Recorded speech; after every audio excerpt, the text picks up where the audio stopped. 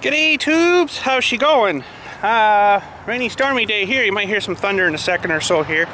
It's just off the way there. I think it might be actually going that way from us, but anyways, today we're heading over to Newmarket way, and we're dropping off that bucket project I did for the fella there, and we're gonna have a visit and stuff with him, and I think after that we're gonna go over to the Princess Auto and just have a look around. Don't really need anything, but pretty darn close to there, so we'll maybe do that.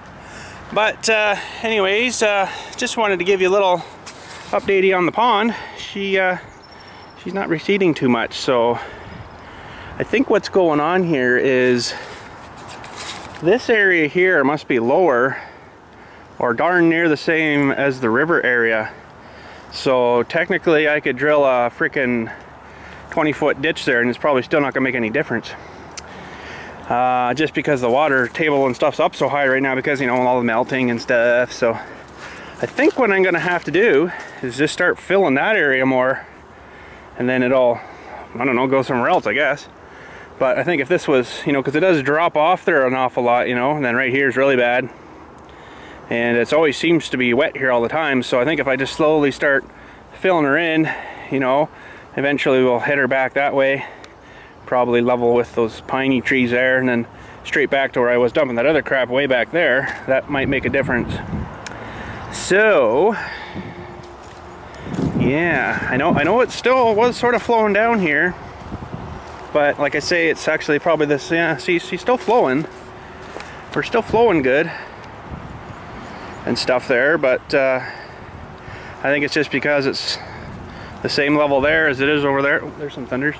Is there, that it's actually not really actually doing anything except more pooling into there. So because it is flowing out, but it's probably just coming in over there as fast as it's coming out here, so we're not getting any further ahead. But anyways, let's fire up before the thunderstorm hits us here, and we'll head over to Newmarket, and we're going to see 1969 Chevy Malibu on the old YouTubes there. I'll put a link in the description there when we get to the editor part, and go check him out and stuff. He lives actually kind of a neat spot over there. It's right on the edge of what they call the Holland Marsh, which is a great big growing carrots, and I don't know if they do potatoes, it'd be too wet for potatoes there, but anything like that, carrots, onions and stuff, they grow tons of that stuff over there. So we'll head her over, fire up the old girl here, go for a little rip, and go for a little drive. Anyways, while we're just looking at this, I'm thinking of maybe picking up some of these rocker covers for under there. I got one here that's getting pretty bad, so that'd be a pretty cool video, tearing these old ones off and then re-welding on new ones and stuff. You can still get them, and yeah. But anyways, I got the little bucket here, got my key, and I brought him some extra stickers too. Sure he'll like those. He seems to like the stickers and stuff, so there we go. Turn that air off. Ooh. And anyways, once we get over there, if there's anything else cool, I'll film her, but once we get over there to the Holland Marsh area, I'll show you sort of what I'm talking about. It's a really mushy area. Kind of looks like my flats down there, really mushy. But anyways, we'll let the truck warm up a minute or two, and we'll head her out.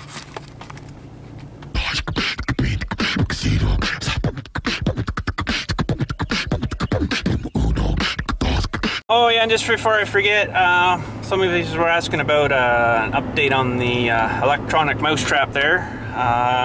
It hasn't caught anything else since those two, so I wondered if I got them all or whatever. But I'm thinking of maybe moving it somewhere else, maybe to the front shop there or something. I bet you there's some up there yet.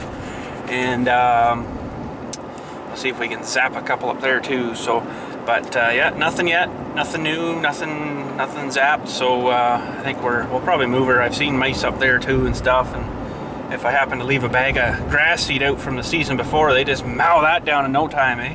So, but anyways, we're still heading over. We just left the house. And yeah, so here we go. Alrighty, so we're just about to this Holland Marsh I was telling you about, and a lot of it's like this swampy land and stuff down here, but they've got it all, like there's a river and stuff you can sort of see there. And looks like they've had the super high hole boom thing out there scooping the dirt out of the bottom. That's what that is.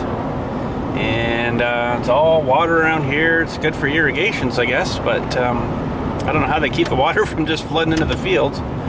But basically this is the start of it, and there probably won't be much going on right now. And there you go, just basically black dirt, like peat mossy kind of stuff.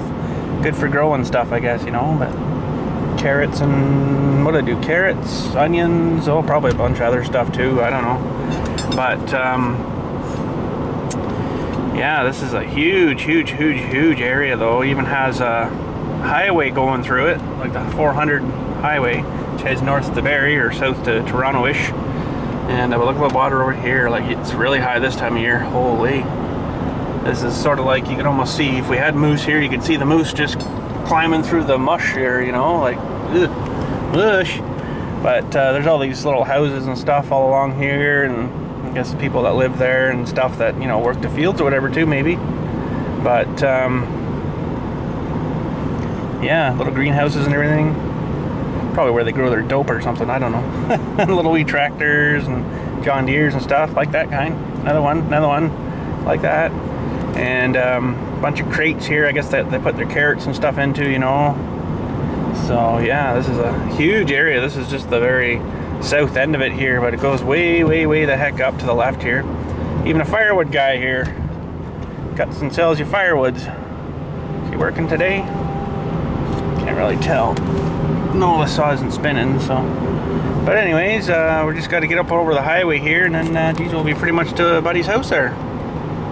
Okay, so we just turned on 1969 Chevy Malibu's road here, and this is actually kind of funny because this is pretty much the exact same way that I go to Princess Auto all the time. You know, I kind of do the bypass around the frickin' Newmarket here, which is like just stupidly busy, and go down here to, well, it's not actually called Green Lane Road, but, well, maybe it is. And then I go that way. Well, he just lives down and over a bit, so it's kind of funny, you know. I've been by there bazillions of times and never knew a fellow YouTuber lived so close. So we are going to go make acquaintances today, I guess you'd say. And yeah, so we're almost there. We've got 4.6 kilometers left, and show you some more of these fields and stuff here as well. So since the last little clip there, I've probably driven another 8 or 10 kilometers, and there's still field here, you know, so that tells you how big this place is, how big this fields and stuff are. And I got a freaking percolator truck coming up, flying up on my rear end here, like, dude, package ain't worth your freaking life. Holy. But anyways, yeah, normally, try to think now, I think it's just down here on the right. I would turn and go down sort of like a dirt gravelly road, but then that turns into that green lane, which is on, you follow that for another 10 minutes, and then it's Princess Auto is just on the next street on the right kind of thing, you know. But yeah, where this dude here is turning, this is where I would normally turn. Miller Side Road, that's what it's called, and then it turns into that green lane. So I'm gonna go straight. And we're almost there, holy crap. So once we get there, we'll click the cameras on and do our g'days and say g'days and stuff.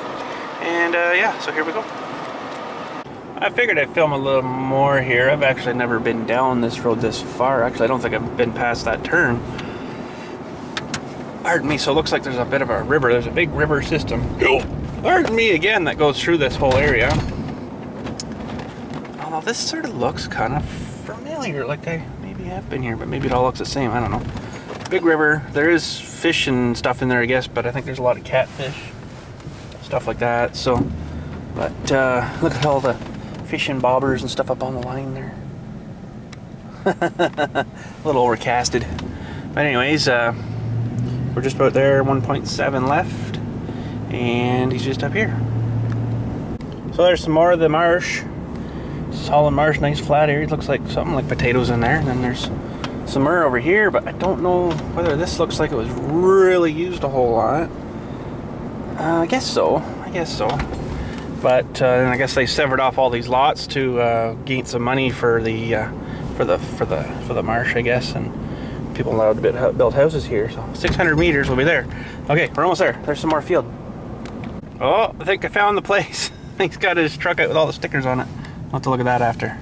Well, we made her over to 1969 Chevy Malibu's house.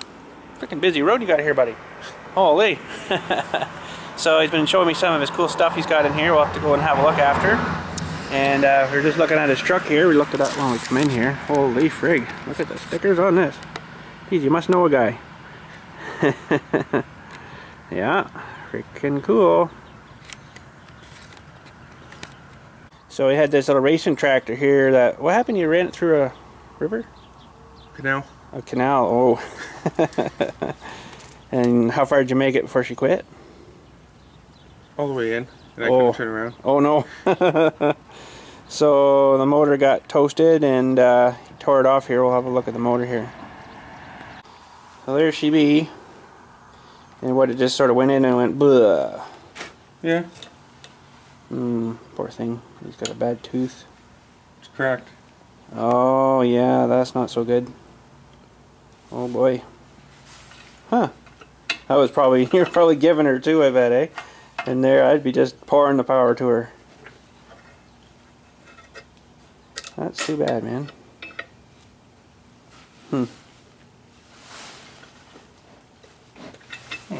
Used to come up with. Something's got in on the top of the piston there and got sort of beat around a little bit. Holy, look at the dents, eh? Wow-wee. Holy. Can't do anything to the valves a little bit there, maybe. That's too bad. Well, we're just out in the backyard and holy crap, he's already cut her once. Man, I haven't even thought of putting my mower on yet. That's freaking awesome. And we found a John Deere way the frick over here. If I can hold her still enough. I can't see her on the screen, but ooh, there she is. That's a long way over there. Anyways, I can tell it's green and yellow, so I know it's a John Deere, but there you go. How do you like that zoom? Yeah, there's still lots of water laying around. Tell me you couldn't have a super mud bog in here, eh? Holy. Something, you know, 1,000 horsepower or something just screaming through here. I wonder what they'd say. One end to the other. Holy, wouldn't that be fun? What's going on over there? Not too much. Pretty quiet out here today. Alrighty, so we're heading out, and man, this is a busy road. Another guy coming. Oh, and it's dark. So yeah, we're gonna just whip over to Princess Auto real quick. I do have to get back for later, but I got a few minutes. So, way behind me. Anyways, here we go. Here we go. Well, we made it to Princess Auto just for a quick little look. I don't even know if I'm going to film anything in here. Probably not. Let's go have a look. But I'm a little ticked off. Look what they've got here. What I was looking for a while back ago.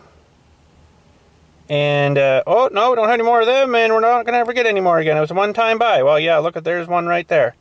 Freaking disc. Now, mind you, it's not very big. It's not as big as the one I picked up, but, yeah. But anyways, whatever. Let's go in and have a look.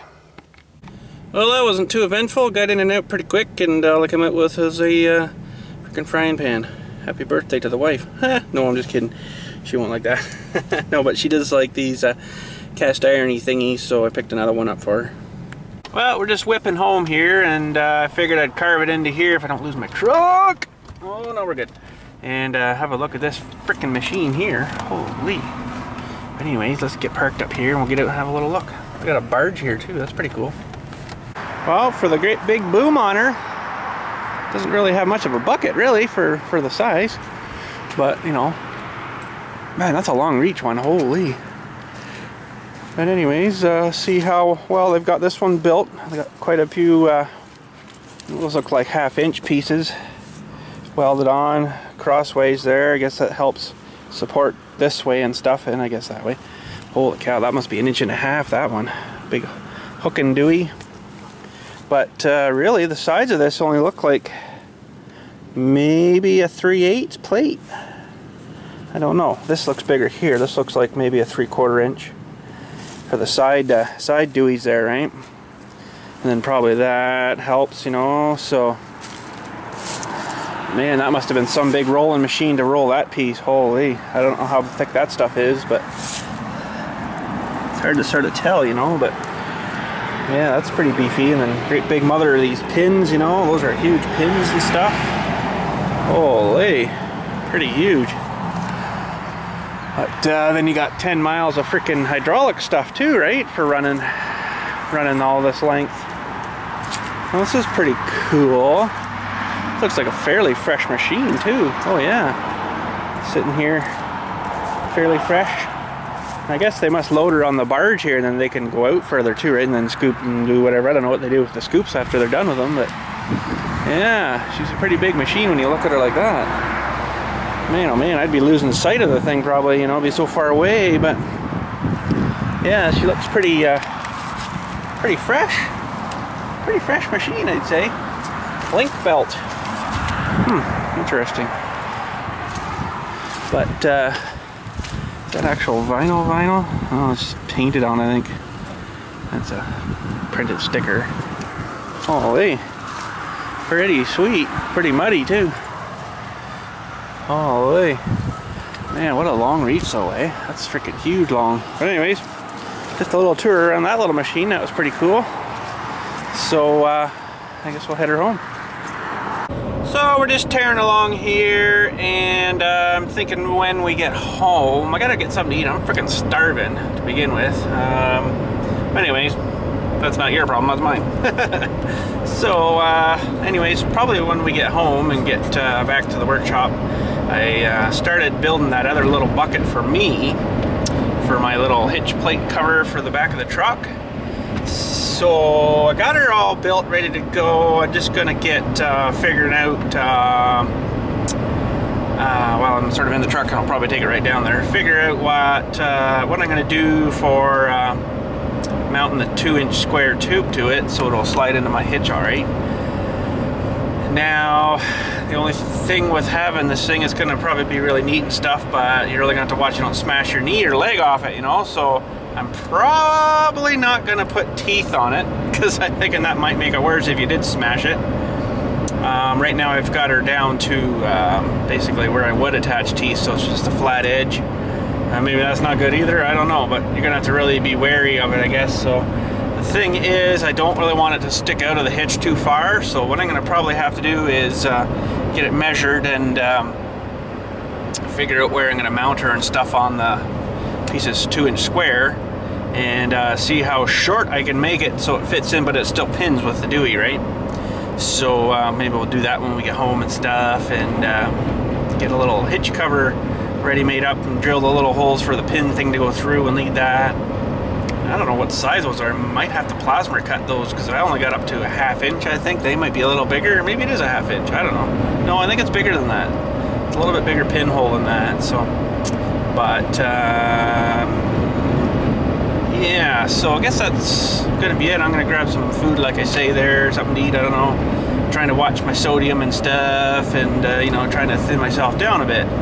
Get the doctor a bit happier with me, so.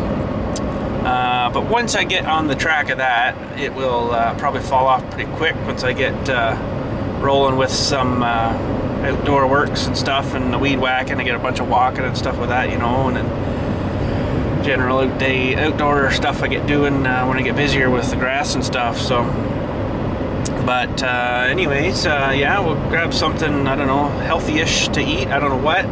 I've been actually liking the grilled chicken sandwich from Wendy's there, which is supposed to be good for you. If it's really grilled, I don't know. It's not fried, I know that, but I don't know how they cook it. But anyways, that and the baked potato, you know. So I know there's a lot of starch and stuff in the potatoes, which eventually turns into sugar, which isn't good for you, but at least it's sort of helping with the salt content. But you know, I was sort of thinking the other day, you can cut down, but you can't cut out. It's really, really, really hard to cut out unless you're dead. You know, every freaking thing you get anywhere is going to have some salt or a ridiculous amount of salt in it. And unless you're eating gonna say gravel, but it's even probably got salt on it from being by the side of the road. Unless you're eating, I don't know, anything. Everything's probably got salt on it.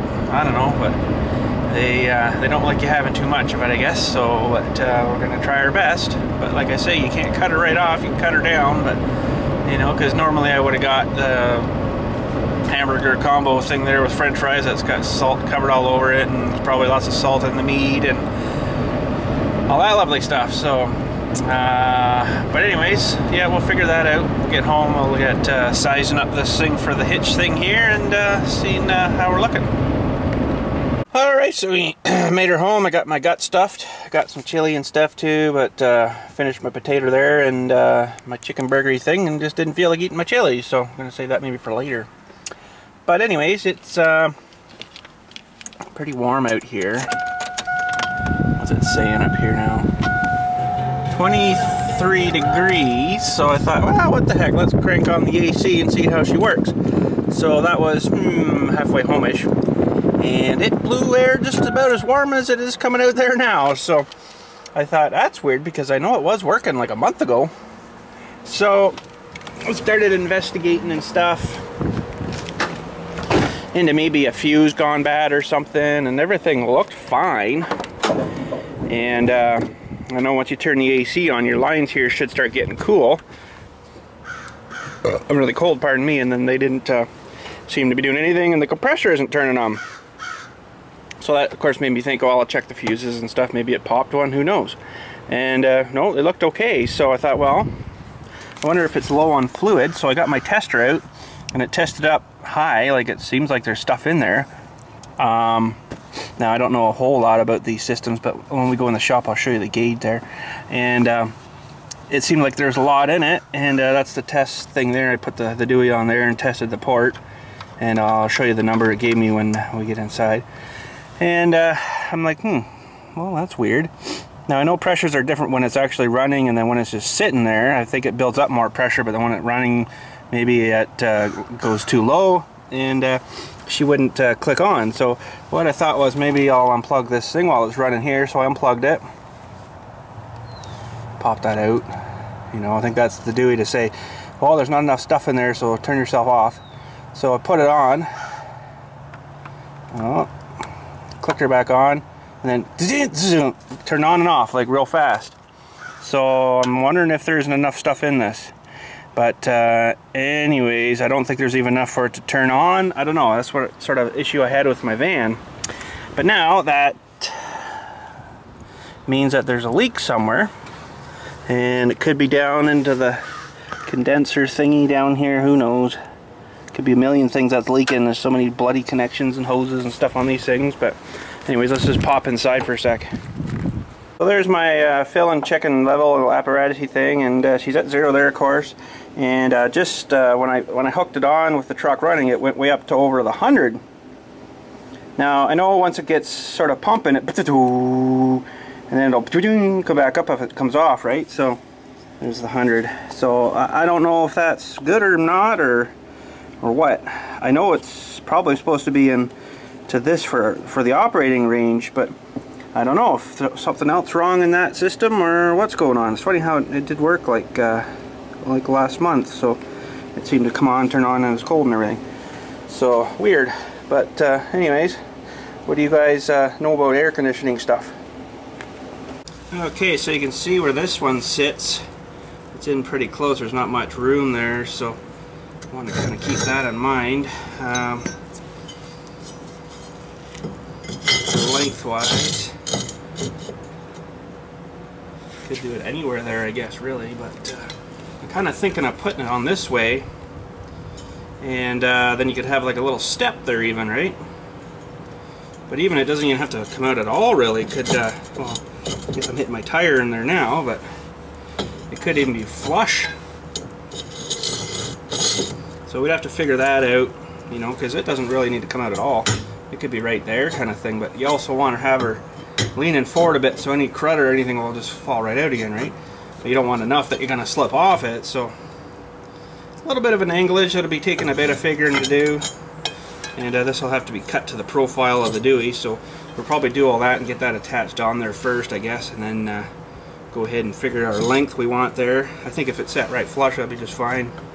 Because really it doesn't need to be out like miles, you know. So, but anyways, let's go figure that out. Ah, that pin says right on her 5/8, which of course I don't have a drill bit of, so I'm going to have to try to trace her as best I can and just plasma cutter the holes out. Because, yeah, I don't have a, well, either that or drill or 1/2 inch, and then maybe I could get my little hole thingy, the little dewey in there to this thingy over here. I mean, so it'll chew that out really fast. This thing's freaking awesome. Oh, yeah, I like that thing. So maybe we'll do that. Because the biggest I got is a 1/2 inch. So, oh, really? But I'm going to have to do this, I guess, tomorrow because I got run out of time, unfortunately, today. And still got to weld the side thing on the bucket there. So we got a little bit of work to do yet. And I kind of matched them up sort of close to as best I could, you know. So I'll weld that one on, weld the other one on, and then we'll be good to go, I think. So, yeah, that should be kind of cool. And then we'll paint her up something, probably going to be John Deere green. See what I got left in my cabinet thingy up there. I don't know what's left, but anyways, I guess that's her. Well, that's going to be here for today. I welded on those little side plates there while I was down there, just cleaned it up and buzz them on, so it wasn't too exciting. But anyways, I guess tomorrow we'll get rigging up the 2-inch square to that back of that bucket, and we'll have to trace out some kind of a the profile-y thing kind of there, and get cutting that piece out so it fits on nice and weld her on, and clean it up and give her some priming, I guess, and see if I go John Deere green. Maybe that might be alright. Anyways, you guys have a good day and stuff. Won't be much else happening on here, so we'll talk at you tomorrow. Have a good day, and thanks for watching.